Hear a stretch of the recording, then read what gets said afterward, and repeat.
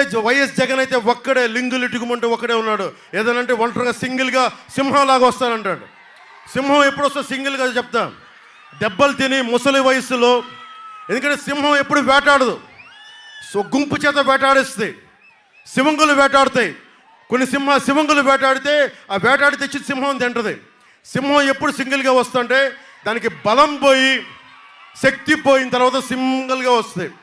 నేను సజ్జల రామకృష్ణారెడ్డి గారికి ఒకటే చెప్పా, ఇది జంతు ప్రపంచం కాదు, ఇది మానవ ప్రపంచం, ఇది ఆంధ్ర నేల, ఇది అందుకని కూర్చోబెట్టి, ఇది జంతువులకి సంబంధం లేదు. అన్యాయం చేసేవాడి మీద ఆక్రోశం చెందినవాడు, తిరుగుబాటు చేసేవాడు, వాళ్ళందరూ కలిసి కూటమిగా ఏర్పడ్డారు.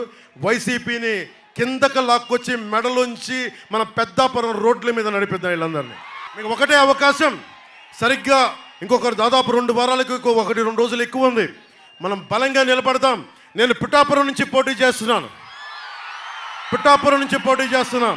ఎందుకు పిఠాపురం ఎంచుకున్నాను? తూర్పుగోదావరి జిల్లాలో అన్నం పెట్టే పశ్చిమ గోదావరి జిల్లా అన్నపూర్ణ జిల్లాలు ఇవి బాగు చేసుకుంటే మొత్తం రాష్ట్రం అంతా బాగుంటుంది, దేశానికి కూడా ఒక తలమానికంగా ఉంటుంది. అందుకనే నేను మీకు ఈరోజు ధైర్యం ఇస్తున్నా.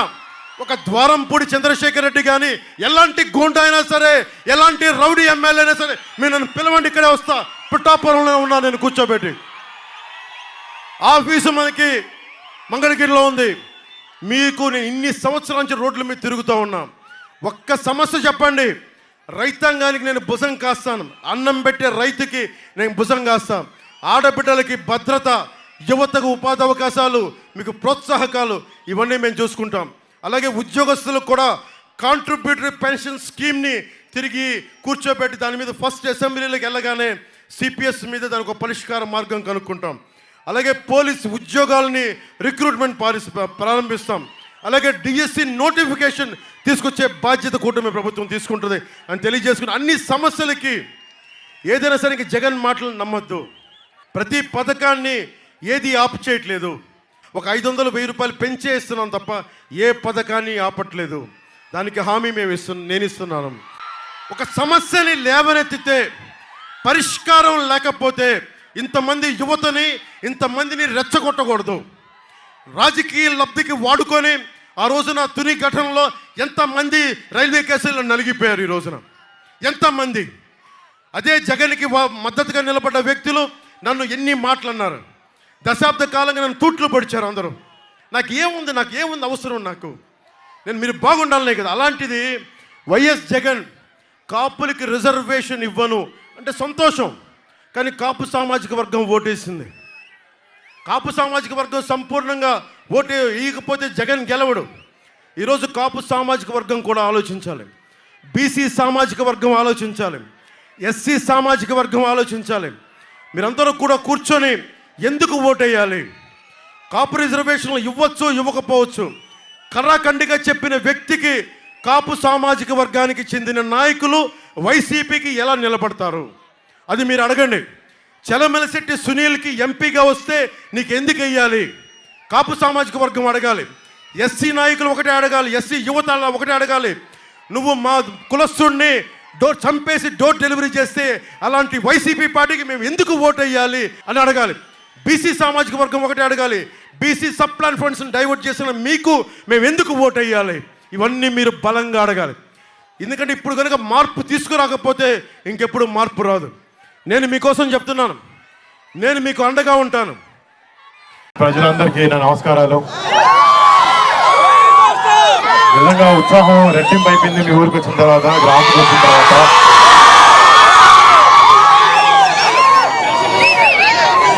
పదేళ్ల నుంచి ఎక్కువ సక్సెస్ అయిపోయినా కూడా జనాలకి మంచి చేయాలనేది అనే ఒక లక్ష్యంతో రాజకీయాల్లోకి వచ్చిన కళ్యాణ్ బాబాయ్కి ఎన్నో ఎదురింతలు ఫేస్ చేశారు, ఎన్నో మాటలు పడ్డారు. కానీ కేవలం ప్రజలకి మంచి చేయాలని ఒకే ఒక ఉద్దేశంతో ఈ అన్ని దెబ్బలు తింటూ కూడా ఈ మంచిగా ఆలోచించే వ్యక్తి పవన్ కళ్యాణ్ గారు. అలాంటి పవన్ కళ్యాణ్ గారు మీ పిఠాపురం కాన్స్టిట్యున్సీలో ఎమ్మెల్యే అభ్యర్థిగా నిలబడడం, నిజంగా ఆయన కొడుకుగా ఇక్కడికి వచ్చి మా బాబాయ్కి మా తండ్రి లాంటి వ్యక్తి అయినా ఆయనకి ఓటేనని చెప్పడానికి నేను నిజంగా చాలా ఆనందపడుతున్నాను. అంటే అధికారంలో ఉన్న చాలా పార్టీలు చేయలేనివి ఎన్నో విషయాలు కళ్యాణ్ బాబాయ్ 10 సంవత్సరాల నుంచి ఒక ఎమ్మెల్యే సీట్ లేకపోయినా కూడా కౌలు రైతులకు ప్రాబ్లం వచ్చినప్పుడు అప్పులు చేసి మరీ వచ్చి వారు డబ్బులు ఇచ్చారు. మట్టి కార్మిక ప్రాబ్లం వచ్చినప్పుడు ఫస్ట్ మొట్టమొదటిగా జనసేన నుంచి కళ్యాణ్ బాబాయ్ గారు కదిలి హెల్ప్ చేయడం జరిగింది. ఇలాగా మీరే ఇమాజిన్ చేసుకోవచ్చు, ఒక్కసారి బాబాయ్ని మన అసెంబ్లీ పంపిస్తే మన కోసం మన ప్రజల కోసం ఎంత చేస్తారనేది. అండ్ మీ అందరి సపోర్ట్ ప్రేమ ఎప్పుడు కళ్యాణ్ బాబాయ్కి ఉండాలి, మా పవన్ కళ్యాణ్ గారికి ఉండాలి. అండ్ ఆయన ఎప్పుడు ఆయన నిజంగా చెప్పాలంటే చిన్నప్పటి నుంచి మా ఇంట్లో మేము ఎంత కుటుంబ సభ్యులా ఫీల్ అవుతామో ఆయన మిమ్మల్ని అందరినీ ఆయన సొంత కుటుంబ సభ్యుల్లా ఫీల్ అవుతూ ఉంటారు. బహుశా అందుకే ఆయన మా ఇల్లు వదిలేసి పండుగలప్పుడు కూడా ఇక్కడ మీతో పాటే ఉంటూ ఉంటారు. అండ్ నిజంగా ఆయనకు మీ మీద ఉన్న ప్రేమ, ఆయనకు మీ మీద ఉన్న ప్రేమ, మీకు ఆయన మీద ఉన్న ప్రేమ ఇది ఎప్పటికీ ఇలానే ఉండాలి. ఈసారి వచ్చే మే 13th ఎన్నికల్లో ఎమ్మెల్యేగా మీరు పవన్ కళ్యాణ్ గారికి ఓటేసి, గ్లాస్ కి ఓటేసి బాబాయ్ని అత్యధిక మెజారిటీలో గెలిపించాలని కోరుకుంటున్నాను. అలాగే మన కాకినాడ ఎంపీ అభ్యర్థి మన ఉదయ్ గారు, శ్రీనివాస్ ఉదయ్ గారు కూడా ఆయన కూడా ఓటేసి గ్లాస్ గుర్తుకి 2 ఓట్లు వేసి ఎంతో మెజారిటీతో గ్లాస్ గుర్తుని జనసేనని గెలిపించాలని కోరుకుంటున్నాం. జై జనసేన, జై టీడీపీ, జై బీజేపీ, జై పవన్ కళ్యాణ్, జై హింద్. చాలా మంది మాటలు పడినా కూడా 10 ఏళ్ల నుంచి కష్టం నమ్ముకుంటూ ప్రజల సేవ కోసం మంచి చేయాలని ఒకే ఉద్దేశంతో జనసేన పార్టీని 10 ఏళ్లుగా నడుపుతూ ఇవాళ ఆంధ్రప్రదేశ్ రాష్ట్రంలో జనసేన అంటే ఒక పవర్ఫుల్ పార్టీ లాగా ఎన్నికైంది. ఇలా జనసేన వెనకాల నుంచి పనిచేసిన ప్రతి ఒక్క జనసేనని, ప్రతి ఒక్క జనసైనికుడికి నా ధన్యవాదాలు. నేను మీలో ఒక్కడిని కళ్యాణ్ బాబాయ్ కానీ జనసేన కానీ ఎప్పుడు ఏం కావాలన్నా కూడా ఒక చిటికేస్తే మీకు ఉంటాం. అండ్ డెఫినెట్లీ బాగా జనసేన మేము ఎప్పుడూ ఉంటాం. మీరు చూశారు, అధికారంలో లేకపోయినా మన కౌలు రైతులకి కష్టాలు వస్తే ఏ అధికార పార్టీ రాలేదు, కానీ జనసేన ముందుండి పనిచేసింది.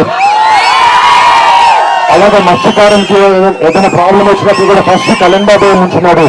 బాబాకి ఒక్కసారి మీరు అందరూ గెలిపించి అసెంబ్లీకి పంపిస్తే రేపు పొద్దున పిఠాపురాన్ని దేశం మొత్తం చూసే ప్రజలు చేస్తారు. దాని ఎటువంటి అసలు లేదు.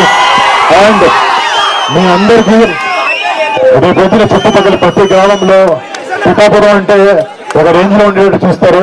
అంటే మాకు కూడా మా కుటుంబ సభ్యులకి చిన్నప్పటి నుంచి మేము నెల్లూరులోను మొగతూరులోను పెట్టి పెరిగిన తర్వాత సినిమా ఇండస్ట్రీ అటు ఇటు తిరుగుతూ ఉన్నాం. మాకు సొంతూరు అంటే ఆలోచిస్తుంటే ఒకటేలా లేదు. కానీ ఇప్పుడు మా బాబాయ్ ఇక్కడ నుంచి నుంచోవడం వల్ల మీ సొంతూరు ఏంటంటే పొద్దు నుంచి మా తర్వాత మేము పిఠాపురం చెప్పుకుంటాం. అలాగా మీరు మాకు చూపించే ప్రేమ మీకు ఎప్పుడు బాబాయ్ మీ అందరినీ బాగా చూసుకుంటారని ఒక నమ్మకం, భరోసా మీకు ఎప్పుడు ఇస్తారు ఉంటుందని కోరుకుంటూ సెలవు తీసుకుంటాను. జై పవన్ కళ్యాణ్, జై జనసేన, జై హింద్. అతను ఒక పక్కా వ్యాపారి, సమాజం మీద బాధ్యత లేదు, పేదల బాధలు తెలియవు. అతనిలో నరాన పెత్తందారి పోకడలు నిండిపోయి ఉన్నాయి. అసలు అతని చరిత్రే నేరమయం. శివశివాని స్కూల్ విన్యాసంతో పాటు సింహాద్రిపురం పోలీస్ స్టేషన్లో ప్రకాష్ బాబు అనే ఎస్ఐ మీద దాడి చేసిన దౌర్జన్యకాండ కూడా మన వాడి చరిత్రలో రాసి ఉంది. కర్మ ఏంటంటే ముఖ్యమంత్రి హోదాలో సింహాద్రిపురం పోలీస్ స్టేషన్ కొత్త బిల్డింగ్ను జగన్ ప్రారంభించడం. అసలు జగన్ మీద ఉన్నన్ని కేసులు, ఛార్జ్ షీట్లు ఏ ముఖ్యమంత్రి మీద ఉండి ఉండవు. శివశివాని స్కూల్లో పేపర్ లీకేజ్ కేసు కావచ్చు, సింహాద్రిపురం పోలీస్ స్టేషన్లో దాడి కావచ్చు, ఇవన్నీ జగన్కి నెట్ ప్రాక్టీస్ లాగా ఉపయోగపడ్డాయి.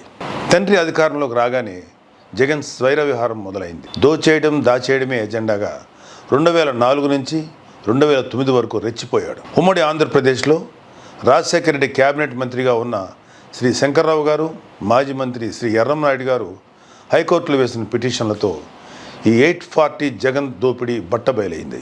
ఈ రోజుకి జగన్ మీద సిబిఐ వేసిన ఛార్జ్ షీట్లు 11, ఈడీ కేసులు 9.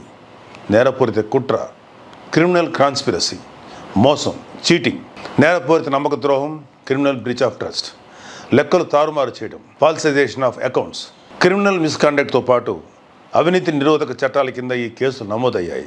పారిశ్రామికవేత్తలను పెట్టుబడిదారులను బెదిరించి క్విడ్ ప్రోకోలకు పాల్పడి సూట్ కేస్ కంపెనీలతో 1,00,000 కోట్లు మూటగట్టుకున్న ఈ వ్యక్తి ఎవరు అంటే చిన్న పిల్లాడు అడిగినా చెప్తాడు, జగన్ మోహన్ రెడ్డి అని. ఇన్ని రకాల నేరాలు చేసిన వ్యక్తికి, బాబాయ్ హత్య కేసులు నిజాలు దాచేస్తూ అనుమానితులకు వంతపాడే వ్యక్తికి రాష్ట్రాన్ని పాలించే అర్హత ఉందా? ముఖ్యమంత్రి అయ్యాక కూడా కేసులని మొత్తం కోర్టులకు తిరగడం, వాయిదాలు అడగటం ఆయనకి నామోషి కాకపోవచ్చు. పొరుగు రాష్ట్రాల వారి దగ్గర మనకు నామృత కదా చెప్పండి. జగన్ ఇప్పటికీ 3,000కు పైగా వాయిదాలు తీసుకుని రాష్ట్రాన్ని పాలిస్తున్నాడని న్యాయ నిపుణులు చెప్తున్నారు. ఒక్కసారి ఆలోచన చేయండి. నేరాలు మోసాలతో పెత్తనం చేస్తున్న వ్యక్తి ఓవైపు, సర్వం సమాజం కోసం ఇచ్చేసేంత త్యాగనిరతి కలిగిన నిస్వార్థ సేవకుడు మరోవైపు. 3,000 మంది కౌలు రైతులు ఆంధ్రప్రదేశ్లో ఆత్మహత్యలు చేసుకున్నారని తెలియగానే చెలించిపోయి స్వార్జితం నుంచి 5 కోట్ల రూపాయలను ఇచ్చే నిజమైన నాయకుడు పవన్ కళ్యాణ్. కౌలు రైతుల దగ్గరికి వెళ్ళి వారి కష్టాలు తెలుసుకుని 1,00,000 రూపాయల చొప్పున సాయం చేశారు. వారి బిడ్డలకు చదువు, ఉపాధి కల్పించాలని ఆలోచనలు చేస్తున్నారు. దేశాన్ని కంటికి రెప్పలా కాపాడే సైనికుల గురించి, వారి కుటుంబాల సంక్షేమం కోసం కేంద్రీయ సైనిక బోర్డుకు ₹1 కోటి విరాళం అందించారు. సైనికులన్నా, ఆ విభాగం నుంచి వచ్చిన వారన్నా పవన్ కళ్యాణ్ గారికి అమితమైన గౌరవం. ఎన్నో సందర్భాల్లో తనను కలిసిన అభాగ్యులు, దివ్యాంగులు, అనారోగ్యంతో బాధపడేవారు కలిస్తే హృదయంతో స్పందించి వారి సమస్యలు తెలుసుకున్నారు. ఆర్థికపరమైన ఇబ్బందులు ఉంటే అప్పటికప్పుడు సాయం అందించేవారు. కొందరు తమకు శాశ్వత ఉపాధికి ఏదైనా మార్గం చూపించమంటే అందుకు తగిన విధంగానూ స్పందించారు. పవన్ కళ్యాణ్ గారి సేవా తత్పరత స్వచ్ఛంద సంస్థలను సైతం కదిలించింది. తదేకం ఫౌండేషన్ ముందుకు వచ్చి దివ్యాంగులకు ట్రైసైకిళ్ళు, ఆడపడుచులకు కుట్టు మిషన్ లాంటివి అందించాయి. ప్రజలందరికీ సవినయంగా విన్నవిస్తున్నాను. స్వార్థం, నేరం, మోసం, అరాచకం, దౌర్జన్యం ఇలాంటి మాటలకు మనిషి రూపం ఇస్తే అది జగన్మోహన్ రెడ్డి. నిస్వార్థం, సచ్ఛీలత, మానవత్వం, సేవాగుణం, సామాజిక దృక్పథం లాంటి మాటలకు రూపమిస్తే అది పవన్ కళ్యాణ్. జగన్ గురించి మీకు జస్ట్ ఒక ట్రైలర్ చూపిస్తేనే ఇన్ని ఘోరాలు బయటపడుతుంటే వాళ్ళ దౌర్జన్య యాత్రకు అడ్డుకట్ట వేయడం మీ చేతుల్లో ఉంది. ఇలాంటి వ్యక్తిని మళ్ళీ ముఖ్యమంత్రి పీఠం వైపు రాకూడదని, ఆంధ్రప్రదేశ్ రాష్ట్రాన్ని కాపాడుకోవాలనే పవన్ కళ్యాణ్ గారు వైసీపీ వ్యతిరేక ఓటు చీలనివ్వను అని 2 ఏళ్ల కిందటే ప్రతిజ్ఞ చేశారు. ఎన్డీఏ కూటమి ద్వారా జనసేన, తెలుగుదేశం, బీజేపీ ఒక జట్టుగా ఏర్పడ్డాయి. పొత్తుని గెలిపిద్దాం, రాష్ట్రాన్ని కాపాడుకుందాం.